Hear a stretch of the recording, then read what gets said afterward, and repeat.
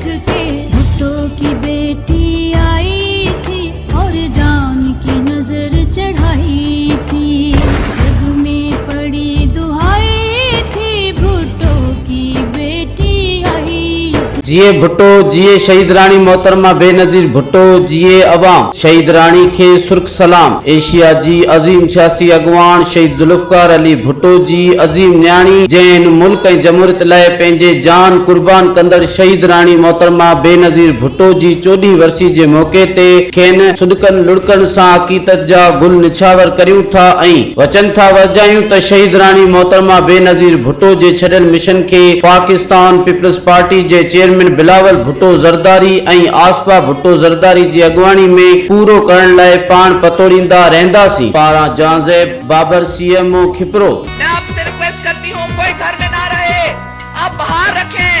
आपको वोट देने के लिए बहुत से लोग शहीद हुए हैं।